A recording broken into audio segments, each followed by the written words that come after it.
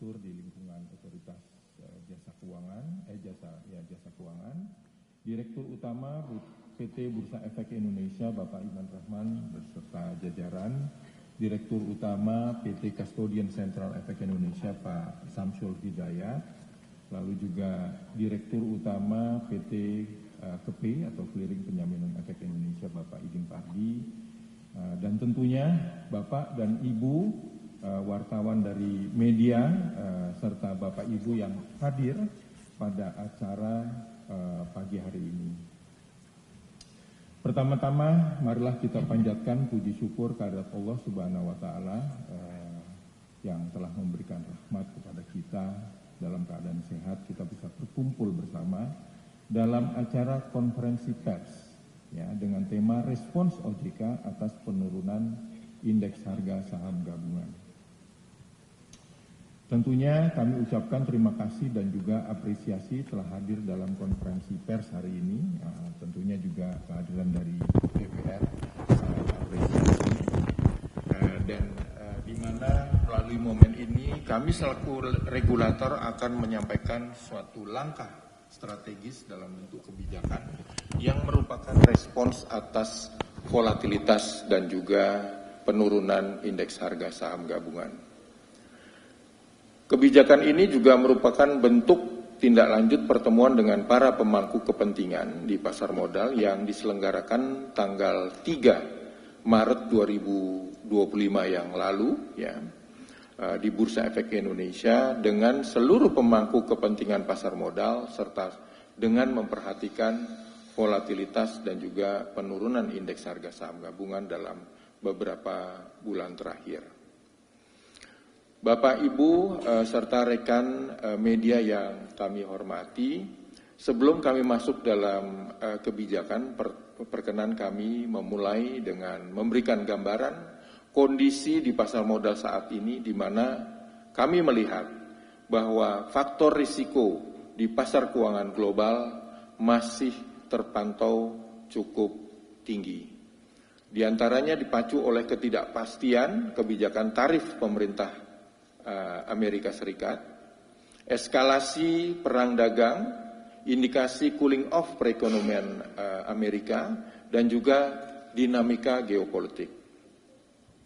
Di sisi domestik, perekonomian masih menunjukkan prospek pertumbuhan yang relatif solid, didukung oleh konsumsi domestik yang cukup kuat, investasi yang tetap tumbuh, namun memang ada sejumlah tantangan yang kita hadapi yang tidak kalah kompleksnya. Selain itu, dari sektor keuangan kami mencatat bahwa kinerja sektor jasa keuangan dari awal tahun ini itu tetap solid meskipun tantangan ekonomi global dan juga domestik masih membayangi. Kami juga meyakini bahwa secara keseluruhan kondisi fundamental perusahaan dan juga emiten masih baik.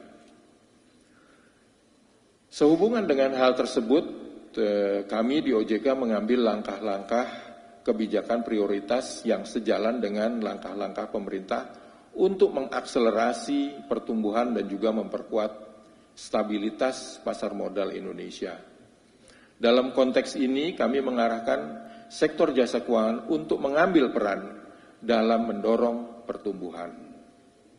Kami terus melakukan assessment bersama dengan SRO, dan juga berkoordinasi dengan pelaku pasar untuk menyiapkan berbagai langkah strategis dalam rangka menghadapi tantangan saat ini, ya, sebagai bentuk mitigasi terhadap kondisi pasar yang berfluktuatif dan juga di mana OJK pada kondisi tersebut mengimplementasikan berbagai kebijakan dalam rangka menjaga stabilitas dengan memberikan perlindungan dan juga ruang bagi investor untuk pengambilan keputusan.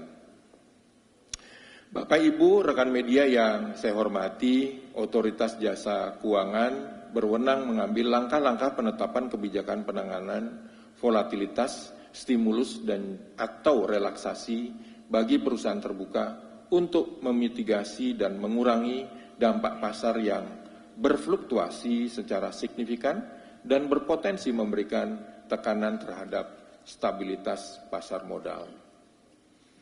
Dasar utama penerapan kebijakan tersebut diantaranya adalah POJK 13 tahun 2023 tentang kebijakan dalam menjaga kinerja dan juga stabilitas pasar modal pada kondisi pasar yang berfluktuasi secara signifikan. Sebagaimana kita ketahui, perdagangan saham di Bursa Efek Indonesia sejak September 2024 mengalami tren penurunan yang signifikan dengan indikasi penurunan indeks harga saham gabungan sebesar 1.682 poin atau minus 21,28% dari highest to date.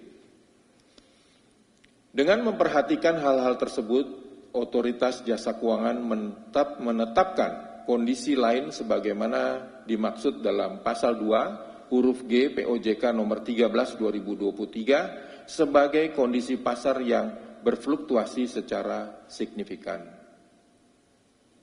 Selanjutnya, berdasarkan hal tersebut di atas, maka kami mengumumkan kebijakan bahwa perusahaan terbuka dapat melakukan pembelian kembali saham atau buyback tanpa memperoleh persetujuan rapat umum pemegang saham sesuai dengan ketentuan 7 POJK nomor 13 tahun 2023. Pelaksanaan buyback tanpa RUPS juga wajib memenuhi ketentuan ketentuan POJK nomor 29 tahun 2023 tentang pembelian kembali saham yang dikeluarkan oleh perusahaan terbuka. Penetapan kondisi pasar yang berfluktuasi secara signifikan yang menjadi dasar pelaksanaan buyback tanpa RUPS tersebut berlaku sampai 6 bulan setelah tanggal surat dikeluarkan oleh OJK, yaitu 18 Maret 2025. Bapak, Ibu, serta rekan media yang saya hormati, dengan kebijakan relaksasi buyback tanpa RUPS, kami berharap dapat memberikan sinyal yang positif bahwa perusahaan memiliki fundamental yang baik dan memberikan market confidence kepada investor, serta memberikan fleksibilitas bagi perusahaan terbuka dalam melakukan aksi korporasi untuk mengurangi tekanan harga saham. Opsi kebijakan ini merupakan salah satu kebijakan yang sering dikeluarkan oleh OJK di sektor pasar modal dan pada praktiknya dapat memberikan fleksibilitas bagi emiten untuk menstabilkan harga saham dalam kondisi volatilitas yang tinggi, serta meningkatkan kepercayaan investor sebagaimana pernah dikeluarkan di tahun 2013, 2015, dan juga 2020 pada saat pandemi COVID-19 kemarin. Kami memahami bahwa kondisi pasar saat ini penuh tantangan. Namun kami yakin bahwa dengan kerjasama yang erat antara regulator, pelaku pasar, dan seluruh pemangku kepentingan, kita dapat melewati fase ini dengan baik.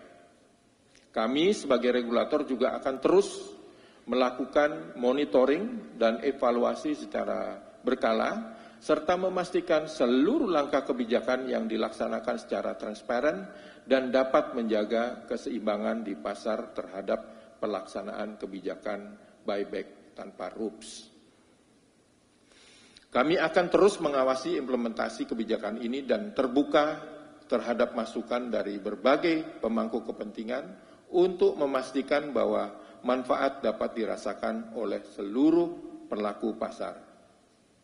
Bapak, Ibu, serta rekan-rekan media yang saya hormati, melalui forum ini kami juga menegaskan komitmen kami untuk terus menciptakan ekosistem keuangan yang adil, transparan, dan juga efisien bagi semua pihak. Dengan langkah ini kami berharap kepercayaan terhadap pasar modal Indonesia semakin kuat dan daya saing kita di tingkat global semakin meningkat. Kami juga mengajak kepada seluruh pemangku kepentingan untuk menyampaikan informasi yang tepat dan akurat kepada publik, karena ini adalah elemen penting dalam membangun kepercayaan investor dan masyarakat, serta menjaga integritas pasar modal. Kami juga menghimbau kepada seluruh investor untuk memperhatikan dan mempertimbangkan dengan baik keputusan investasinya. Sebagai penutup, kita semua ingin pasar modal yang tumbuh dan berkembang. Bersama-sama, mari kita membangun kepercayaan, melindungi investor, dan juga memastikan bahwa pasar modal tetap menjadi pilar utama perekonomian nasional. Demikian konferensi pers hari ini. Waalaikumsalam warahmatullahi wabarakatuh. Baik, terima kasih Bapak Indra Jayadi.